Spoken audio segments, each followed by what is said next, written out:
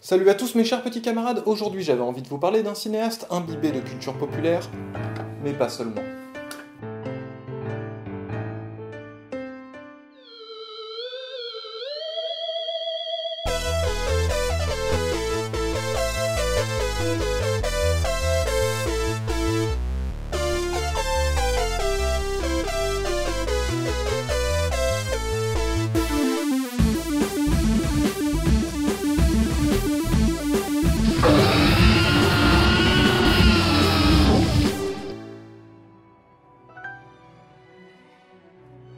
Le petit Edgar Wright est né le 18 avril 1974 à Poole, dans le sud-ouest de l'Angleterre, et a grandi dans la charmante petite bourgade de Wells, dans le Somerset, mais tout le monde s'en fout. Il a très tôt tâté de la caméra, en réalisant des pastiches de ses genres favoris, à l'aide d'une caméra Super 8 offerte par un membre de sa famille. Après avoir décroché un diplôme d'audiovisuel, sa première réalisation sera, en 1994, une parodie de western confidentiel et fauché, reprise d'un de ses films d'école. À partir de là, notre bonhomme enchaînera des boulots pour la télé, et notamment la BBC, jusqu'à être approché par les acteurs Simon Pegg et Jessica Stevenson, qui deviendront plus tard ses inséparables collaborateurs, pour réaliser une sitcom intitulée Spaced. Les trêves de biographie, camarades, et parlons du sujet qui nous intéresse aujourd'hui avec cette série qui comporte déjà... Ça parle de quoi? Comment ça? La série? Ça parle de quoi? Ah oui, pardon. Spaced met en scène deux trentenaires londoniens largués qui se font passer pour un couple bien qu'ils ne se connaissent pratiquement pas, dans le simple but de faciliter leur recherche d'appart. Alors qu'ils n'ont pas grand chose en commun, ils vont devoir cohabiter et rencontrer une galerie de personnages hauts en couleur au travers de péripéties complètement folles. Le concept de la série est précurseur de E.T. Crowd ou The Big Bang Theory, avec la confrontation entre nerd loser et pétillante jeune paumée. Mais surtout, comme je le disais avant d'être interrompu, elle montre déjà la fascination de Wright pour les genres cinématographiques. Une fascination qui le rendra célèbre au travers de films comme Shaun of the Dead ou Hot Fuzz. Certes, la série contient pas mal de clins d'œil à la culture populaire, mais ce qui est vraiment bluffant chez Wright, ce n'est pas tant le contenu que la forme. C'est avec la seule et unique caméra utilisée pour filmer Spaced qu'il fait vivre ses genres de prédilection. Pourtant, là, ça raconte rien de fantastique, mais Wright filme le quotidien à la manière des genres qui le font délirer, lui donnant une autre dimension, lui permettant de le raconter autrement. C'est ainsi qu'avant même Shaun of the Dead, il met en scène un mec qui flippe tout seul dans son appart comme dans un Romero. Ici, une simple partie de paintball peut devenir un grand film de guerre, et pour filmer un gunfight épique, eh ben il a même pas besoin de gun. Le tout toujours au profit de la comédie, autre fascination d'Edgar. Alors vous allez me dire que c'est de la parodie, et je vous répondrai que... Non, pas du tout. Voilà. Ok, je développe avec... Ça, c'est sûr, vous devez connaître au moins de noms. Premier long métrage d'Edgar Wright, et pas des moindres, tant il a été un succès critique et populaire, destination directe, le panthéon des films cultes. Premier film aussi de la trilogie... C'est quoi l'histoire? De Shaun of the Dead? Ok. Shaun est un trentenaire qui n'a jamais trop cherché à faire quelque chose de sa vie, à part garder le même job pourri, aller au pub et glander avec son pote encore plus loser que lui. Un manque de maturité, diront certains, qui lui pose quelques soucis vis-à-vis de sa copine, des potes de sa copine, de sa famille et de son autre coloc. Et là, il y a une épidémie de zombies. Mais pourquoi il y a une épidémie de zombies? Parce que... Non, on s'en fout de toute façon, plus personne se fatigue à expliquer pourquoi il y a des zombies maintenant. Shaun of the Dead n'est pas, contrairement à ce qu'on peut entendre de la bouche de certains critiques à deux balles, une parodie de films de zombies, ni même un film purement référentiel, c'est-à-dire qui ne serait là que pour rendre hommage au genre ou à d'autres films en particulier. L'accroche de Shaun of the Dead, c'est une comédie romantique avec des morts-vivants. Parce que oui, on est vraiment dans une bonne grosse comédie romantique à l'anglaise, avec tous ses enjeux sentimentaux et relationnels, et dans un film de zombies où un groupe de personnages cherche à survivre à l'apocalypse. C'est là toute la nuance entre pastiche et parodie, et oui, je vais expliquer des mots, je sais, c'est relou, je suis désolé, donc pour me faire pardonner, voici un truc débile. Hey, you got a license for that? You'll never take me alive! La parodie, c'est imiter une œuvre, un auteur ou un genre pour s'en moquer. Pour ce faire, elle grossit le trait, elle fait rire des défauts et des ficelles que l'on ne connaît que trop bien. Pour le pastiche, c'est un petit peu différent. On peut en trouver pas mal de définitions, mais c'est toujours l'idée d'imiter quelque chose sans forcément se foutre de sa gueule. Alors certes, du coup la parodie est une forme de pastiche, mais ce dernier peut aussi être fait par pur jeu, par exercice de style ou carrément pour rendre hommage. Il n'est pas forcément satirique, ni même humoristique. Ce qui brouille un peu les pistes, c'est que Shaun of the Dead est drôle. And photograph? Mais genre, vraiment drôle.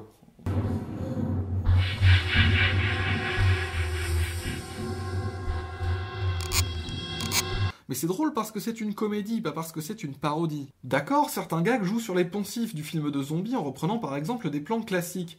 Sauf qu'en réalité, ce qui est drôle ne vient pas vraiment de la moquerie vis-à-vis du genre, mais de l'attitude des personnages et du comique de situation, même si la situation est une apocalypse zombie. D'ailleurs, Wright, Penn et Frost ont fait Shaun of the Dead après s'être rendu compte pendant un épisode de Spaced qu'ils étaient fans de Romero, le papa du genre. Leur intention, ce n'est pas de se foutre ouvertement de ce qu'ils aiment, mais bien de lui rendre hommage, ce qui est finalement un peu plus noble, car il est plus facile d'imiter les défauts des hommes que leur perfection. Oui, bien sûr, c'est de moi. Les allusions comme la musique du logo ou le titre en référence à Dawn of the Dead sont là pour marquer la filiation sans sortir le spectateur du film. D'ailleurs, Romero a invité nos petits anglais à faire grrr dans son Land of the Dead, histoire de marquer l'adoubement de la relève par le papy du genre. Et heureusement que la relève est là d'ailleurs vu ces derniers films. Ça pose mine de rien une petite question. À quel moment on fait un film de genre et à quel moment on en fait un pastiche ? Eh ben oui, parce qu'un film de genre, c'est un film qui utilise les codes d'un genre, qui imite ce qui a été établi avant lui, même si c'est pour en jouer. Chose amusante, même si ce sens s'est un peu perdu, le mot pastiche vient de l'italien pasticcio, qui veut dire pâté dans le sens d'un mélange d'ingrédients. À la base, c'est l'idée d'éléments venant de différents auteurs, et c'est aussi la même racine que le mot pastis. C'est pour ça que dans le sud, ce mot veut aussi dire méli-mélo ou situation compliquée. Si Shaun of the Dead est bien quelque chose, c'est un mélange des genres, avec la comédie romantique, avec ses problématiques sentimentales, relationnelles, familiales, noyées dans une bonne grosse apocalypse zombie. Avec sa situation de crise et de survie qui pousse dans leur retranchement ces mêmes problématiques. Ça fait quand même plus de bien qu'un coup de pied au cul. Et s'il y en a un autre qui se pose là niveau mélange des genres, c'est bien Hot Fuzz. avec Hot Fuzz, la clique remplie pour une nouvelle comédie qui s'attaque cette fois au film. Le pitch. Le sergent Nicholas Angel est un flic qui ne vit que pour son boulot, il est le meilleur, tellement qu'il fout la honte à tous les autres qui décident de le mettre au placard dans la ville au plus faible taux de criminalité d'Angleterre, entouré d'une bande de bras cassés qui n'aiment pas trop le voir faire du zèle. Mais bien sûr, les choses se compliquent dans cette petite bourgade apparemment tranquille. Hot Fuzz s'attaque au genre du film d'action, mais toujours pas sous l'angle de la pure parodie, comme le fait par exemple Hot Shot. D'ailleurs, pendant une bonne partie du film, l'humour vient du fait qu'il n'y a pas d'action dans ce putain de bled propre plein de gens cucu et de notables bien pensants. Mais comme dans Spaced, Wright va s'amuser à mettre en scène comme du Michael Bay le moindre petit événement. Surtout, le film va plus loin. Le coéquipier du sergent Angel est un gros débile qui a toujours vécu là et fantasme sur les actionneurs les plus crétins possibles, pensant que ça se passe comme ça en vrai. Alors que Nicholas Angel, lui c'est un vrai bon flic, compétent, qui connaît le terrain et ça le fait pas marrer du tout. Et comme je le disais, le film est un gros mélange des genres, entre la comédie d'action, le buddy movie, le polar, voire même le slasher. Et ce n'est qu'au fil de l'intrigue qu'il va révéler ses vrais enjeux épiques à l'américaine. Le plus fou là-dedans, c'est que si le film devient un actionneur badass, c'est justifié par le scénario, alors qu'en général, c'est le genre qui se justifie lui-même. Si vous prenez un film d'action hongkongais par exemple, ça bastonne tout le temps et tout le monde est une brute en kung-fu. Pourquoi ? Parce que c'est comme ça, c'est un film d'action. Quand tu regardes ça, t'es pas surpris que le moindre balayeur fasse des sauts périlleux arrière et mette des branlées innommables à tous les figurants qui passent. C'est par le même sortilège que dans les actionneurs hollywoodiens, les voitures des gentils peuvent encaisser 8000 bastos, alors que celles des méchants explosent dès le premier impact. Ce qui est très malin et surtout très marrant dans Hot Fuzz, c'est que le film devient comme ça parce que les personnages ont décidé de se comporter comme dans un film d'action. Ce n'est pas tant le film qui pastiche le genre que ses protagonistes. Ils fantasment sur les héros de films d'action et se lâchent en faisant comme eux, ce qui est leur façon de se libérer des mensonges du mode de vie de cette petite ville. Fuck yeah. Même les allusions directes sont justifiées par le scénario. En effet, il y a des plans d'autres films qui sont repris tels quels, comme ce plan de Point Break. Mais cette allusion est présentée plus tôt dans le film, avec le personnage de Nick Frost, dont c'est une des scènes préférées. Lorsqu'il se retrouve dans une situation similaire, il se comporte comme le héros de son film culte. En plus, ça permet de ne pas exclure les gens qui n'auraient pas vu Point Break, parce que le plan est montré avant et ils n'arrêtent pas d'en parler. And he goes to shoot Swayze, but he can't because he loves him so much, and he's firing his gun up in the air. He's like, oh. Parce que vous voyez, ça, à mon avis, c'est un des gros problèmes des références. C'est très à la mode d'en foutre partout, de pasticher ci, de rendre hommage à ça. C'est très lié à l'époque et ce qu'on appelle le postmodernisme. C'est-à-dire le fait de revendiquer qu'on imite ses maîtres et pas qu'on invente à partir de rien. C'est ce que j'expliquais dans la dernière émission sur les Animaniacs et même plus encore dans les Teeny Toons. C'est une des raisons du succès d'un type comme Tarantino qui revendique à fond ses influences jusqu'à passer d'un sous-genre à l'autre dans le même film, voire reprendre directement des scènes. Alors maintenant on colle des références et des clins d'œil partout et je vais vous dire, des fois, franchement, ça me gave. Par exemple, je suis plutôt fan de comic book et j'aime bien capter les petits détails dans tel ou tel film. Mais faut pas que ça vienne parasiter gratuitement le récit et que ça exclue les gens qui découvrent. D'ailleurs, Edgar Wright a réalisé l'adaptation d'un comics qui s'appelle Scott Pilgrim vs. The World. Tout à l'heure, je disais que quand on regarde un film de genre... Encore oublié le pitch. Le film raconte l'histoire d'un vendeur de burritos champion de flipper qui rencontre un jour une nana qui est en fait une extraterrestre et qui prétend qu'ils se sont mariés à Pompéi pendant l'irruption du Vésuve. Il décide de fuir au Brésil pour lui échapper et tombe sur le gros roux qui le tapait au CM1 et qui est devenu nazi. La femme revient alors pour tuer les nazis avec un tyrannosaure atlante avant de lui effacer la mémoire et de lui faire croire qu'ils ne sont qu'une seule et même personne, et il la croit. Sérieux? Non. Scott Pilgrim est un jeune glandeur canadien qui tombe amoureux de la fille de ses rêves, une certaine Ramona Flowers, mais pour sortir avec elle, il va devoir affronter dans des combats épiques ses 7 ex maléfiques. Le film est adapté d'une BD déjà bien barrée de Brian Lee O'Malley. Tout à l'heure, je disais que beaucoup de délires étaient justifiés par le genre, comme les trucs complètement invraisemblables qu'on accepte dans un film d'action. Ici, c'est un tout petit peu plus couillu puisqu'on vous demande d'accepter des choses d'un genre nouveau sans vous y préparer. En effet, rien ne vient justifier qu'un bassiste maigrichon se batte soudainement à coup de super pouvoir. D'après l'ami Edgar lui-même, le film est comme une comédie musicale, sauf qu'à la place de se mettre à chanter, les personnages se lancent dans des grosses bastons homériques. Bah oui, dans une comédie musicale, on n'a pas besoin d'expliquer pourquoi les gens chantent tout à coup et que 200 inconnus font une chorégraphie parfaitement synchronisée pour les accompagner. D'ailleurs, il y a pas mal de gens qui sont allergiques à ça parce que le genre te demande d'accepter ça, point. C'est ce qu'on appelle la suspension volontaire d'incrédulité, c'est ce que tu es prêt à accepter pour croire à l'histoire. C'est ce qui fait que tu rentres dans un livre, même si tu sais que c'est juste un tas de mots écrits par un mec, ou que c'est un personnage que tu regardes, pas l'acteur que pourtant tu reconnais. Et il faut bien avouer que Scott Pilgrim te la tabasse sévèrement, ta suspension d'incrédulité, parce qu'il ne ressemble à rien de ce qu'on a vu avant. Ou presque. Parce qu'en réalité, ces mécaniques, il ne va pas les emprunter dans un genre en particulier, ni même dans le seul cinéma. De base, la BD emprunte beaucoup de codes au manga avec ses graphismes, ses combats et ses personnages qui commentent. En fait, elle vous demande d'accepter dans un autre contexte ce que vous acceptez déjà d'un shonen par exemple. Mais dans une BD, c'est plus facile d'emprunter à un autre genre de BD. Alors pour le film, même si Wright a gardé ce côté-là en s'inspirant par exemple de l'animation japonaise, il a beaucoup été pioché dans le domaine du jeu vidéo. Et ça, c'est une vraie leçon d'adaptation. Le mec se pose des questions sur le format au lieu de faire du copier-coller. Ça respecte la BD qui fait déjà quelques clins d'œil aux jeux vidéo, comme le nom du groupe Sex Bobomb en référence à Mario. Là, le jeu vidéo est présent tout le temps. Partout, à l'image, au son, jusque dans la structure en niveau avec boss final.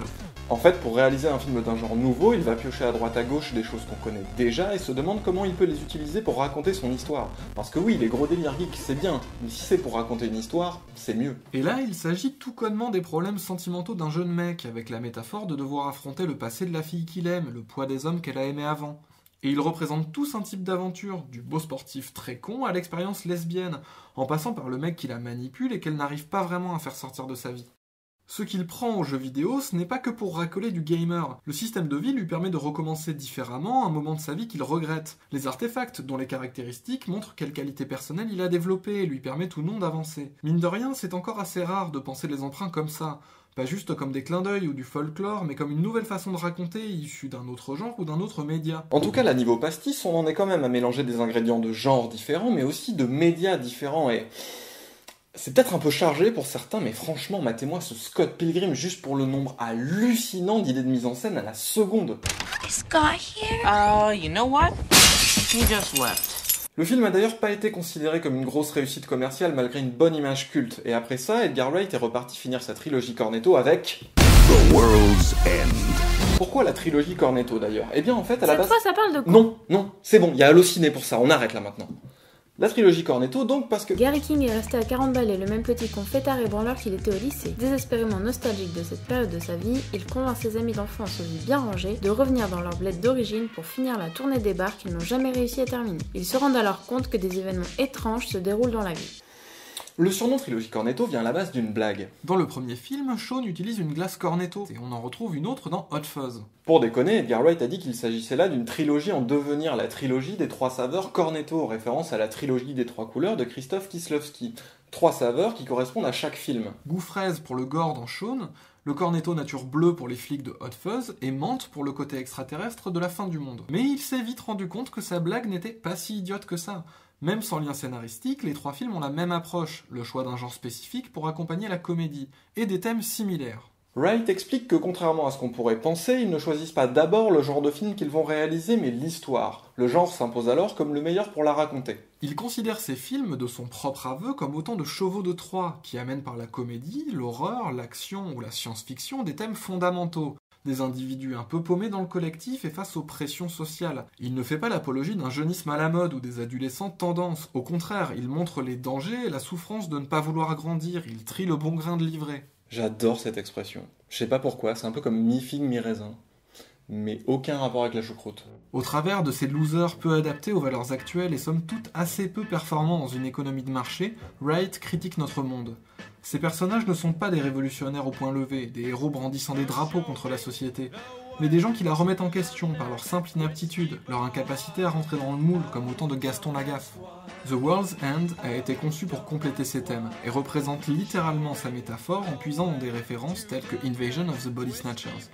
Un choix assez malin puisque ces films, appelés parfois en français Les Envahisseurs ou L'invasion des profanateurs de sépulture pour les traducteurs français alcooliques qui ne lisent pas les synopsis, ont utilisé le même principe, à savoir des aliens remplaçant les humains un par un pour nous envahir, à chaque nouvel opus pour dire une nouvelle chose sur leur époque. Ces espèces de doppelgangers remplissent le même rôle métaphorique que dans Shaun, où les anti-héros cherchaient à ne pas devenir à leur tour des zombies. La science-fiction n'arrive que tard et il laisse le temps à ses personnages, à son histoire, au dialogue. Il n'a pas besoin tout de suite de nous accrocher avec du fantastique. Chose originale pour ce genre de film, il est aussi assez riche en bastons épiques qui font penser à un Drunken Master sauce anglaise, avec des poivreaux qui se battent d'autant mieux qu'ils sont de plus en plus peintés. D'ailleurs, c'est un membre de la team de Jackie Chan qui les a chorégraphiés. Et ouais, chez Wright, quand on a une idée, on se donne les moyens de la faire bien. Et franchement, je crois que c'est parmi les meilleures scènes de castagne qui m'ait été donné de voir dans le cinoche occidental récent. Edgar Wright est l'un des réalisateurs qui perpétue le mieux la tradition du cinéma de genre en assumant ses références justement parce qu'il place l'histoire au premier plan et qu'il ne bride pas son inventivité pour se plier à ses maîtres. Starbucking, man. It's happening everywhere. C'est ça qui est fou avec le travail d'Edgar Wright. On vit dans une époque pleine de références, où on prend du recul sur le passé, on déconstruit les codes. C'est bien d'assumer ses inspirations, c'est bien de se dire qu'on n'a pas tout inventé, d'être des passionnés, des fans, des geeks. Mais si c'est juste pour recopier, se moquer, détricoter le travail des autres et déballer ses petits clins d'œil sans avoir rien à raconter, ben on va où? C'est l'époque qui veut ça, et ça peut donner des trucs cool, mais ça donne aussi un sacré manque d'innovation et d'idées. Les 30 remakes par an, les reboots foireux des franchises qui ont fait notre culture, les clins d'œil fanservice pour racoler. Edgar Wright est un des réals les plus connus pour utiliser des genres éculés, pourtant il a toujours quelque chose à dire et à inventer. C'est un peu comme Tarantino.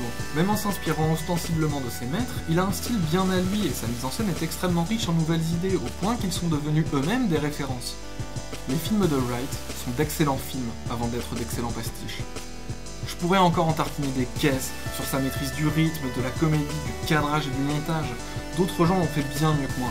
Alors je voulais juste vous dire, chopez un pastaga ou une grosse pinte, matez les films de Wright, 15 fois s'il le faut et surtout apprenez d'eux. Soyez des passionnés, soyez fiers de vos références, surtout quand ce sont des choses mal vues, des sous-genres qui font chier les élites. Ne rentrez pas dans le moule, n'ayez pas honte de ne pas être ce que cette société de merde gratifie. Mais ne restez pas juste d'éternels gamins, ne vous enfermez pas dans le passé, dans vos inspirations. Dépassez-les, inventez, innovez, utilisez vos références pour en faire de nouvelles choses. Parce que ce que vous allez en faire, ce seront les références des générations futures. Face it! We are the human race, and we don't like being told what to do. Et c'est quoi ton goût de cornetto préféré? Pastis.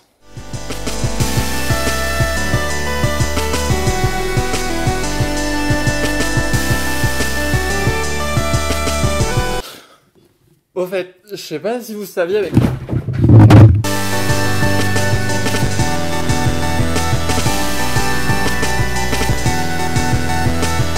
Tiens, bois ça. Oh merci.